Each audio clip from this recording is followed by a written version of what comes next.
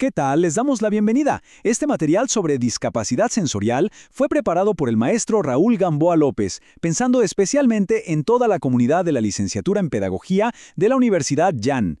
Vamos a meternos de lleno en un tema que es fundamental para la educación inclusiva. Y es que entenderlo es de verdad el primer gran paso para empezar a derribar barreras. A ver, para empezar, pensemos en algo que suena súper básico, pero que en el fondo es muy complejo. ¿Cómo es que percibimos la realidad que nos rodea?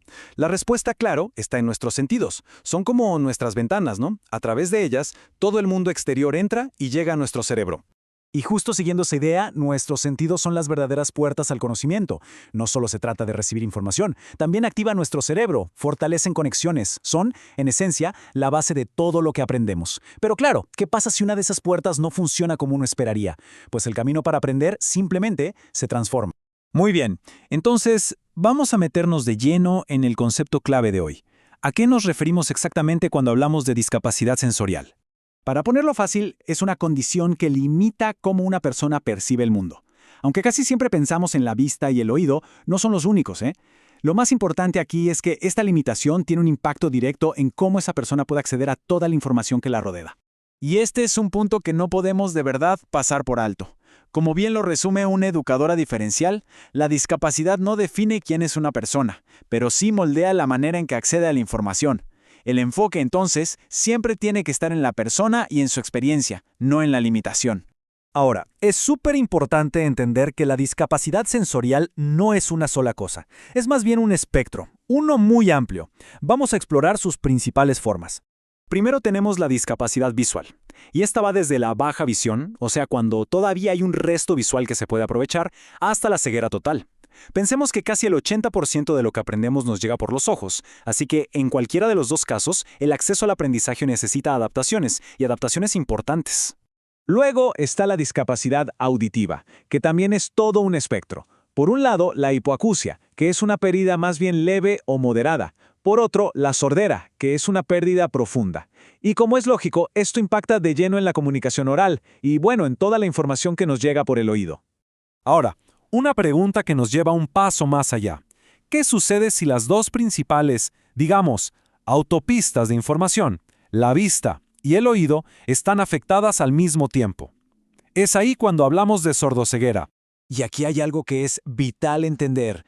La sordoceguera no es solo sumar ceguera más sordera, se considera una discapacidad única. ¿Y por qué? Porque al combinar las dos limitaciones se crean desafíos completamente nuevos y muy complejos en la comunicación, en la movilidad y en el acceso a la información. Ok, hasta ahora hemos hablado de los órganos, ¿no? Los ojos, los oídos, pero hay otra dimensión que es igual de importante.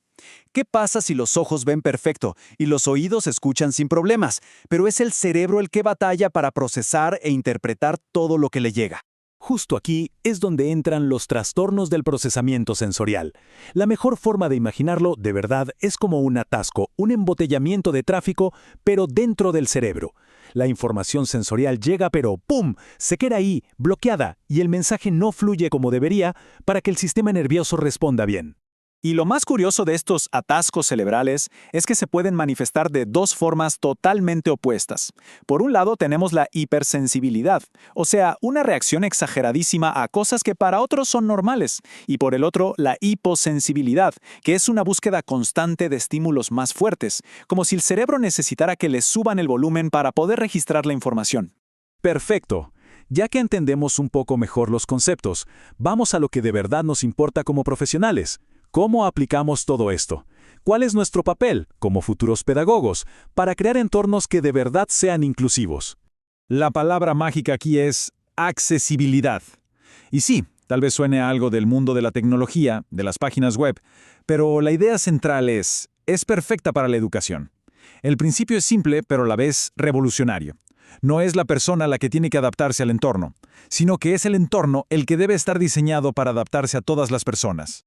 Y para lograrlo podemos guiarnos por 4 principios fundamentales.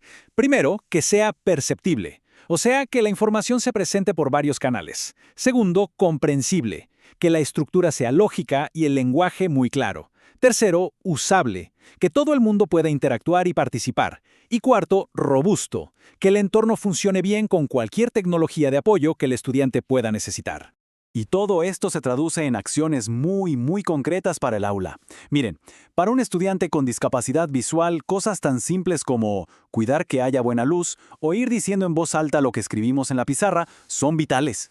Y para uno con discapacidad auditiva, bajar el ruido de fondo, hablarle de frente y asegurarnos de que nos está entendiendo, lo cambia todo.